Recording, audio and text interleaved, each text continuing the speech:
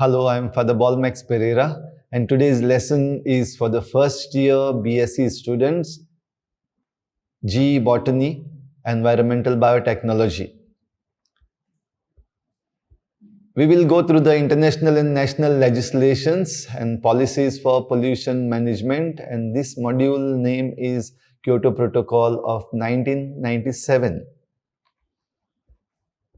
So in the outline, we see the background, we see the Kyoto Protocol itself, we understand the Kyoto Rule Book and relation between Kyoto Protocol and India.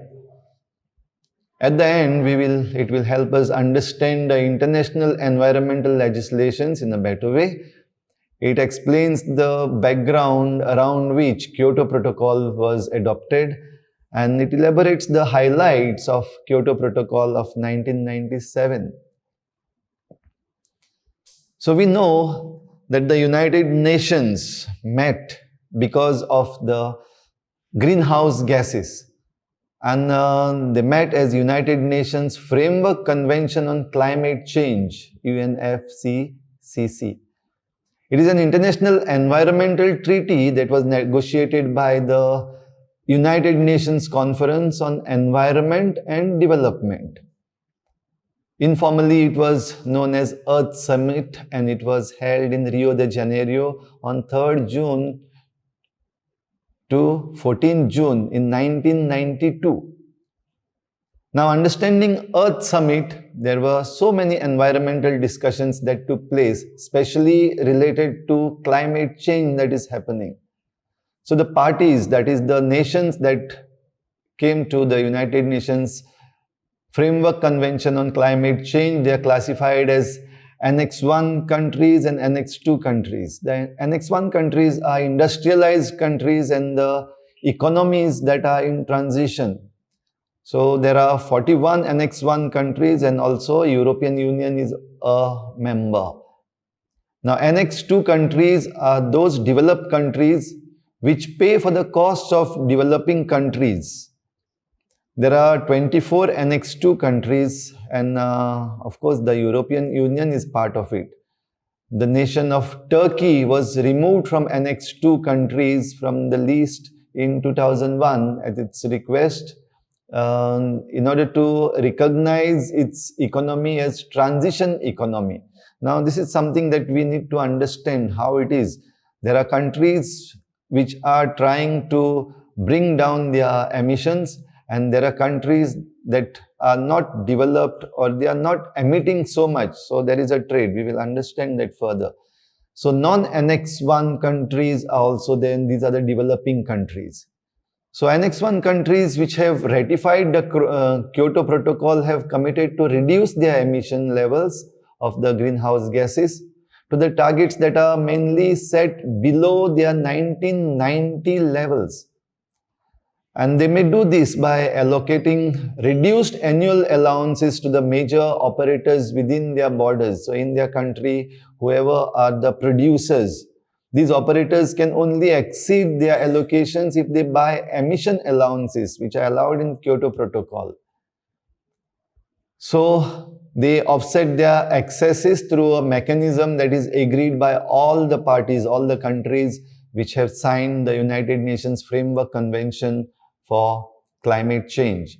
Now, Annex 2 countries are a subgroup from the Annex 1 countries itself, and they comprise of these member countries which are economically and which come together as an organization of economic and development members, excluding those that were economies in transition in 1992 when Rio Earth Summit took place. So, as a part of United Nations Framework Convention, there were conference of parties that take place every year. So, in 1995 was the first COP1 that happened in Berlin, that gave us Berlin mandate. So, in this first conference of parties that took place in March, 28th March to 7th April in Berlin, Germany in 1995, it voiced out the concerns about the inadequacy of the country's abilities to meet the commitments which were under the body of scientific and technological advice, and the subsidiary body for implementation. So in 1996, for COP2, when it took place in Geneva in Switzerland, the ministerial declaration was noted, but it was not adopted. It was only noted on July 18, 1996. And United States of America had a special statement that was made where they accepted the scientific findings on the climate change, that climate change is happening and we need to do something. So the Intergovernmental Panel on Climate Change had put up these scientific findings. And in its second assessment, that is in 1995, United States rejected the uniform harmonized policies in favor of flexibility, and that gave a call to legally binding mid-term targets. So there comes the Kyoto Protocol, that is the COP3 that happened in 1997 in Japan, in the city of Kyoto. So after intensive negotiations, it adopted the so-called as Kyoto Protocol, which outlined the greenhouse gas emissions reduction, the obligation that was given to the Annex 1 countries, that is the developed countries. Along with that came to be known as Kyoto mechanisms, and the mechanisms were such as emissions trading, clean development mechanism, and joint implementation. So these are still being put into practice. So most industrialized countries and some Central European economies which were in transition, which are part of Annex B countries, they all agreed to legally binding reductions in greenhouse gas emissions of an average of 6% to 8% below their 1990 levels. So between the year 2008 to 2012, they were supposed to achieve it, and that defined as the first emissions budget period. So that gives us the Kyoto Protocol of 1997. The specialty of Kyoto Protocol is that it is legally binding international treaty. So it is not just voluntary, it is legally binding. And they are legally bound to reduce the greenhouse gas emissions. That is all the countries that have signed the protocol. So on December 11, 1997, the Kyoto Protocol was officially adopted at Conference of Parties number 3 in Kyoto, Japan. And they took up the 6 main greenhouse gases. So the protocol's emissions targets, they cover these 6 main greenhouse gases, that is carbon dioxide, methane, nitrous oxide, hydrofluorocarbons, perfluorocarbons, and sulfur hexafluoride.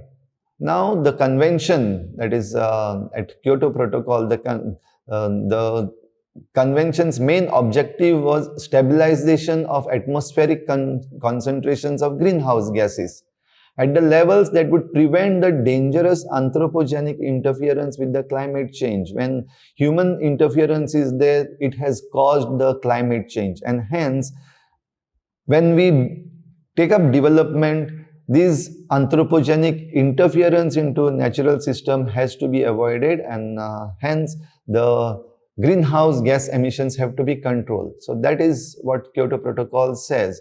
So technically, Kyoto Protocol was a supplement agreement within the United Nations Framework Convention on Climate Change. But Kyoto Protocol was the most significant international climate change convention because it imposed the binding emission limits on the nations who ratified it. So Kyoto Protocol established an important legal mechanism to help in reducing emissions as time goes by over time. So Kyoto Protocol and its rule book that was started and it set out at Marrakesh Accords, and it consists of 5 main elements. So the first element is about commitments. And in commitments, there are specific emissions commitments that are given by the nations, and there are general commitments. So according to their development and developmental needs, nations could choose specific emission targets and general commitments. So the implementation of this Kyoto Protocol was at a domestic level and as well as international level. So domestic policies and measures had to be worked out by the nations. The land use or the land use change and the forestry sector had to be given special attention by each country. And they also had to work out the joint implementation of this Kyoto Protocol, that is the targets that are given, targets of emissions to be brought down. Hence, there is a mechanism called as clean development mechanism, where development goes alongside the environment. And hence, in implementation, the international emissions trading is possible, where those nations that emit more trade with those which emit less and help them in the development of their own country. So the compliance, as far as compliance is concerned, there are two branches that are formed. One is facilitative branch, which helps the nations to understand how to comply with the targets. And the second one is enforcement branch, which enforces the targets that have been accepted by the nations.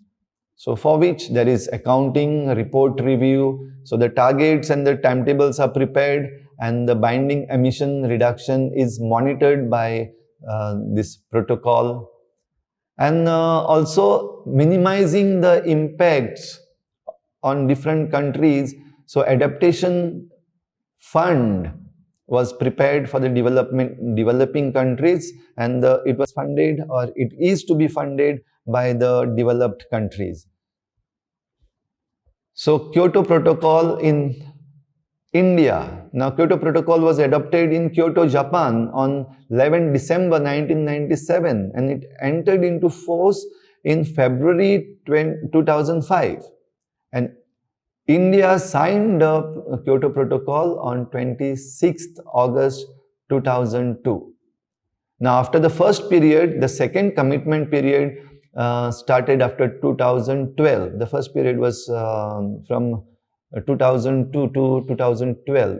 So India accepted the second commitment also, that is by submitting the instrument of acceptance to the Doha amendment to the Kyoto Protocol that took place in 2012. So India deposited the instrument of acceptance of the second commitment period in August 2017. So these are references. And Kyoto Protocol is supposed to help us in bringing down the greenhouse emission gases.